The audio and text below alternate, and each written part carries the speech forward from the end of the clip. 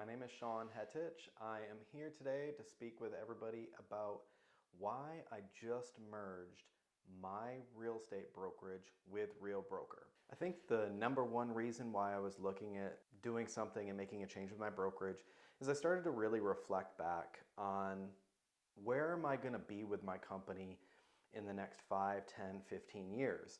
And if I go and grow this company, we had about 50 agents or so working for us. And if I go and build this company up, if I go to 50, 60, 70 agents and the revenues keep increasing, what does that mean at the end of the rainbow after I build this brokerage and build this business? Well, I looked hard at the market and I looked hard at what happens to small brokerages as the broker ends their career and kind of starts to bring their business to a close. And more often than not, what I found was that small brokerages, they would literally just shut down. They wouldn't have a business to sell. And so everything that they worked for, there wasn't an asset to liquidate at the end after building up such a big business. So that was definitely something that I looked at, and that applied to small franchises as well. Some brokers that might own 1 or 2 or 3 different franchises. So I was looking at it and I was like, well, if I'm building this business, is it really an asset? Yes, it might make passive income through my agents' splits, but is it an asset if I don't have something to sell at the end? And so my number one reason for merging with Real Broker is that I actually have an asset to sell at the end, and that would be the shares in the company. Real Broker is traded on the NASDAQ, and there's a number of ways you can earn shares in the company. You can earn shares by attracting agents to the firm, which I was going to do anyway. You can buy them in the stock market through transactional real estate, and you can actually get bonuses from the company should you buy them through your transactional real estate. If you're doing transactional real estate and you cap, you can earn them and the company will award you for those shares as well. And you can also earn them as company bonuses either from hitting what's called an elite agent status, where you do business at an extremely high level in the company, or you can actually earn shares and be awarded shares from the company by being involved with the community and helping educate other agents and being engaged, which I'm also doing anyway. So there's a number of ways for me as a broker or any agent to earn shares under the Real model. And so I started doing the math on this and I was like, well, if I just do what I'm doing anyway, which is teaching my agents, doing transactional real estate, because I was a broker and I also did transactional real estate still, and then I attracted agents to the firm, I can accumulate a large number of shares over the duration of my career, and then at the end of the day, instead of having nothing to sell at the end of the day, I will have a large pool of shares that I can go into my stock account and just hit the sell button. It's extremely liquid, and it's very easy to unwind your business. Number 2, revenue share. People get very confused when they talk about revenue share. They think it's an MLM, it is a pyramid scheme. There is elements of that thought process lumped in with the revenue share model that Real Broker and other brokers have in mind. I understand why people would say that but let me just explain to you how it works and why it's a little bit different. So myself as a broker or an associate broker, and any agent that joins Real Broker can participate in what's called revenue share. Again, this is optional, it's not required. So what revenue share is if you're an agent that comes to Real, if you attract another agent to the firm, you get to share in the revenue that agent that you brought to the firm would pay the company. Keep in mind, this is money that comes out of the company dollar amount, not the agent split. So it's an 85-15 split. And so what Real does is they pay a small percentage out of everything that is contributed to the company dollar. They pay that back to the agent that attracted that agent to the firm. And why that's a little bit different is because essentially how it operates, one of my friends actually kind of coined this idea, is that it's essentially almost like a referral fee from the company and that referral fee to you as the agent for attracting agents to the firm and helping the company grow. And then it goes down multiple levels. So if that person also attracts another person, you get the revenue share from the initial person you attracted and the person that they attracted, and that goes down 5 different levels, which is pretty cool. But that's not actually the reason why I was excited, because obviously as a broker, I was getting better quote, quote, splits from my agents.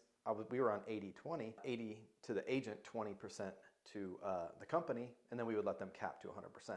Well, under the real broker model, the splits for a revenue share are much less.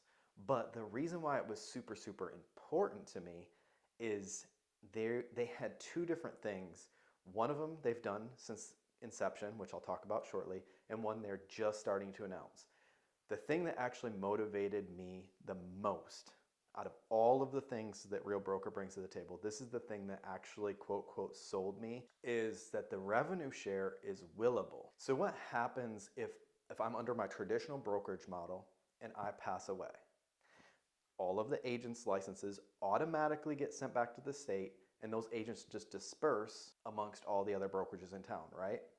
So what happens? My family goes in, all the revenue that for the whole business that I built, that's gone. All the income is gone, period. There's no more income. And then what happens to the asset of the business?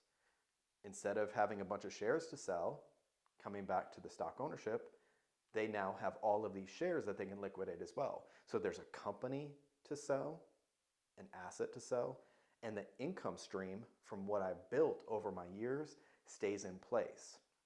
And one thing that they're just about to announce that just makes me even more happy that I joined Real Broker is they are about to announce revenue share retirement. So I'm going to let you follow this and I'll give you an update, but I believe it is going to be after 3 years you can retire from Real Broker, and anyone that you attracted to the company, that revenue share that you would earn from them attracting to the company stays in place after you retire from the company.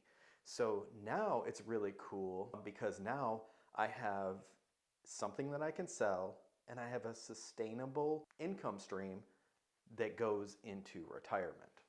So that is actually incredible. And that actually brings me into the last part, which is number 3. The number 3 reason that I decided to merge my successful brokerage in with Real Broker is it is actually what's best for my agents.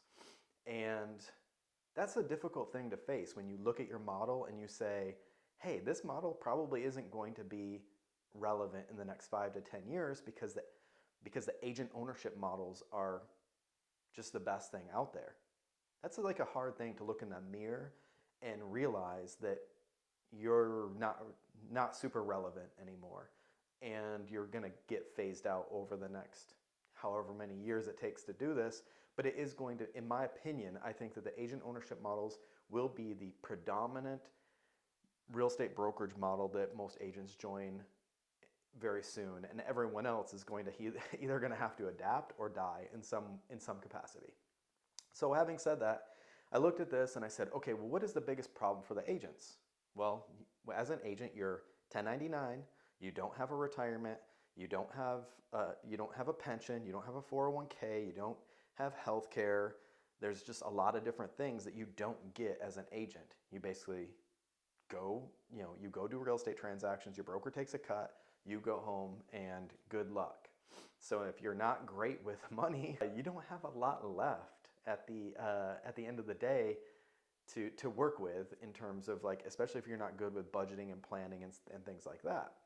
So when I'm looking at everything holistically and I say, okay, well, the shares are essentially acting as a forced savings account or kind of like a pseudo 401k, and then I'm looking at the revenue share. So I'm sitting here thinking, okay, well, the revenue share is almost like a pension for myself and for any agent.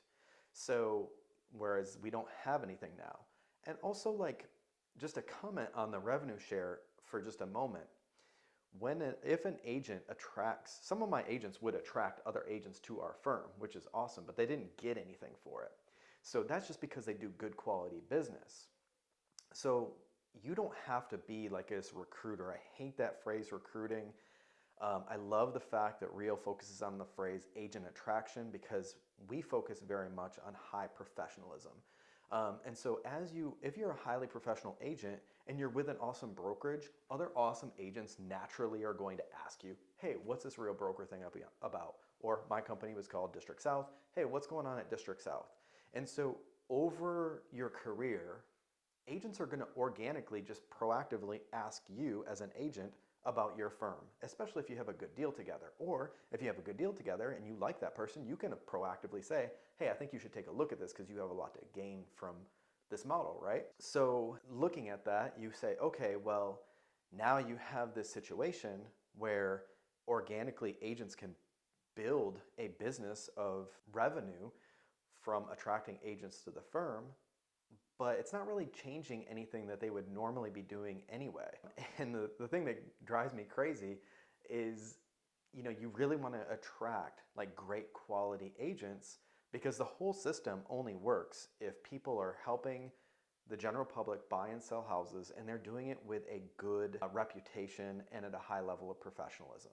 So if you are just out there running around trying to get a bunch of warm bodies underneath you, that's great if you have a bunch of people, but if nobody's selling any real estate, then, what good is agent attraction and share ownership if nobody's doing any good business?